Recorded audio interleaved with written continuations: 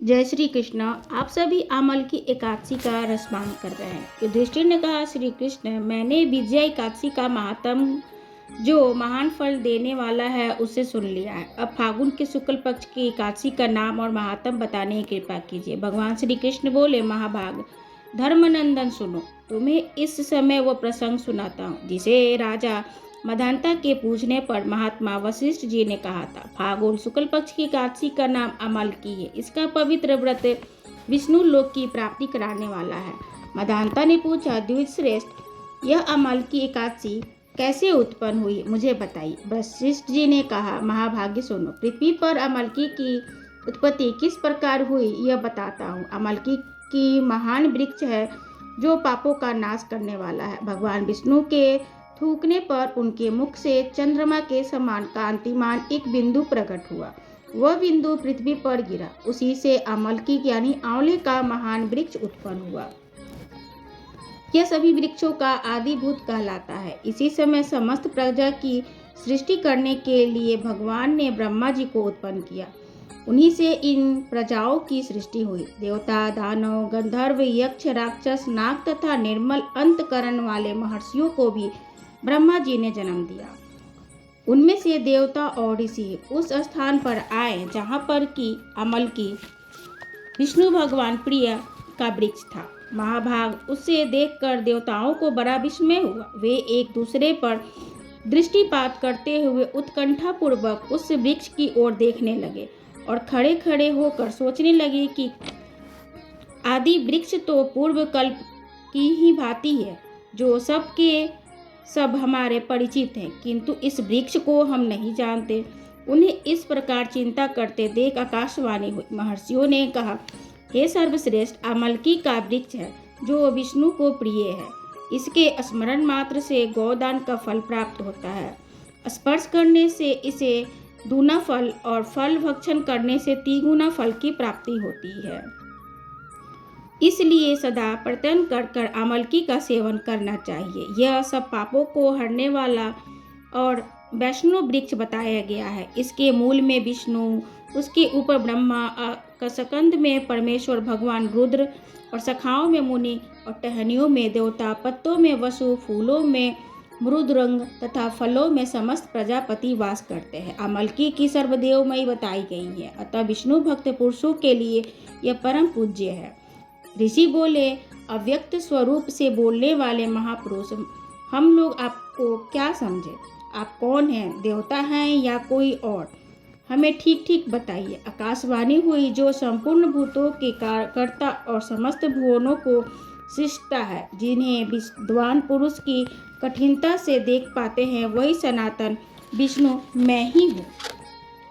देवादिदेव भगवान विष्णु का कथन सुनकर उस ब्रह्म कुमार महर्षियों ने नेत्र आश्चर्य से चकित हो गए। उन्होंने विस्मय हुआ और वे आदि अनाथ हित भगवान की स्तुति करने लगे। ऋषि बोले, संपूर्ण भूतों के आत्मभूत आत्मा एवं परमात्मा को नमस्कार है।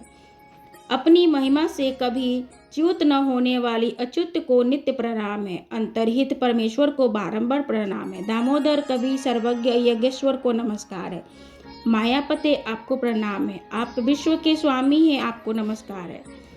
ऋषियों के इस प्रकार स्तुति करने पर भगवान श्री हरि संतुष्ट हुए और बोले, महर्षियों, तुम्हें कौन सा अविष्ट वरदान दो? ऋषि बोले, भगवान, यदि आप पर संतुष्ट है तो हम लोगों के हित के लिए कोई ऐसा व्रत बताइए जो स्वर्ग और मोक्ष को फल प्रदान करने वाला हो। विष्णु बोले कि महर्षि, फागुन शुक्ल पक्ष में यदि पुष्य नक्षत्र से युक्त द्वादशी हो तो वह महान पुण्य देने वाली है और बड़े बड़े पातकों का नाश करने वाली है। द्विजवरो, उनमें से जो विशेष कर्तव्य है उसको सुनो। अमलकी एकादशी में आंवले के वृक्ष के पास जाकर वहाँ रात्रि में जागरण करना चाहिए। इससे मनुष्य सब प्रकार के पापों से छूट जाता है, सहस्त्र गौदानों का फल प्राप्त कर पाता है। विप्रगण, यह व्रतों में उत्तम है जिसे मैंने तुम लोगों को बताया है। ऋषि बोले, भगवान, इस व्रत की विधि बतलाइए, ये कैसे पूर्ण होता है? इसे के देवता, नमस्कार और मंत्र और कौन से हैं? उस समय स्नान दान कैसे किया जाता है? पूजन की कौन सी विधि है तथा उसके लिए कौन सा मंत्र है? इन सब बातों का यथार्थ रूप से वर्णन कीजिए। भगवान विष्णु ने कहा, द्विजवरों, इस व्रत की जो उत्तम विधि है उसको सुनो, श्रवण करो। एकादशी को प्रातःकाल दंतवा धावन कर संकल्प करे कि हे पुंडरीकाक्ष, हे अच्युत, एकादशी को निराहार रखकर दूसरे दिन भोजन करूंगा, आप मुझे शरण में रखें। ऐसा नियम लेने के बाद पतित, चोर, पखंडी, दुराचारी, मर्यादा भंग करने वाले तथा गुरु पत्नीगामी मनुष्यों से वार्तालाप न करें।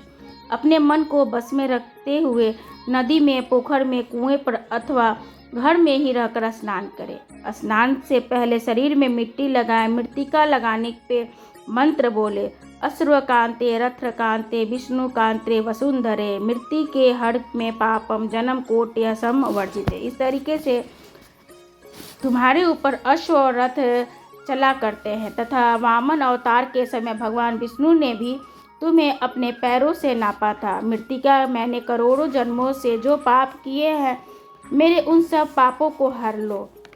उसके बाद स्नान करें। जल की अधिष्ठात्री देवी माता, आप संपूर्ण भूतों के लिए जीव हो, वही जीवन जो सजदेव उत्पत्ति जाति के जीवों के लिए सर्वश्रेष्ठ है और तुम जीवनदायिनी हो। तुम ही रसों को स्वामिनी हो और तुम्हें नमस्कार है। आज मैं संपूर्ण तीर्थों और कुंडों को, झरनों, नदियों तथा देव संबंधी सरोवरों में स्नान कर चुका हूँ। मेरा यह स्नान उक्त सभी स्नानों को फल देने वाला हो। विद्वान पुरुषों को चाहिए कि वह परशुराम जी की सोने की प्रतिमा बनवाकर, प्रतिमा अपनी शक्ति से धन के अनुसार 1 या आधे मासे की स्वर्ण की होनी चाहिए। स्नान के पश्चाताप घर आकर पूजा करें, हवन करें। इसके बाद सब प्रकार के सामग्री लेकर आंवले के वृक्ष के पास जाए। वहाँ वृक्ष के चारों ओर की जमीन झाड़ बुहार लीप पोत कर शुद्ध करे। शुद्ध की हुई भूमि पर मंत्र पाठ पूजन करे। जल में भरे हुए नवीन कलश को स्थापना करे। कलश में पंचरत्न, दिव्य गंध आदि छोड़ दे। श्वेत चंद्र से उसको चर्चित करे। कंठ में फूलों की माला पहनाए। सब प्रकार से धूप दीप फैलाए। जलाते हुए दीपों को सर्वश्रेष्ठ सजाकर तत्परे सब ओर से सुंदर एवं मनोहर दृश्य उपस्थित करे। पूजा के लिए नवीन छाता, जूता, वस्त्र भी मंगवा कर रखे। कलश के ऊपर एक पात्र रखकर द्विज खीलों से भर दे। उसके ऊपर सुवर्ण परशुराम जी की स्थापना करे।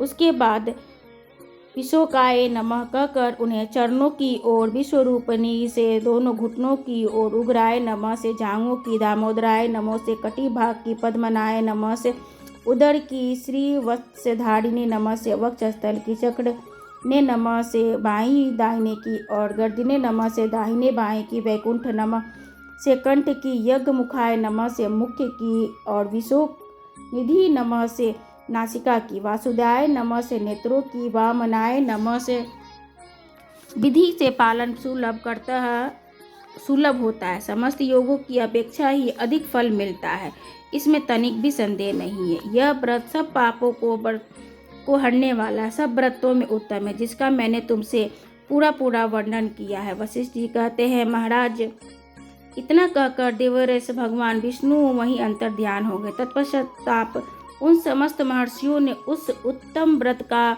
पूर्ण रूप से पालन किया। नृपश्रेष्ठ, इसी प्रकार तुम्हें इस व्रत का अनुष्ठान करना चाहिए। भगवान श्री कृष्ण कहते हैं, युधिष्ठिर, यह दुर्धर्ष व्रत मनुष्यों को सब पापों से मुक्त करने वाला होता है। जय श्री कृष्ण।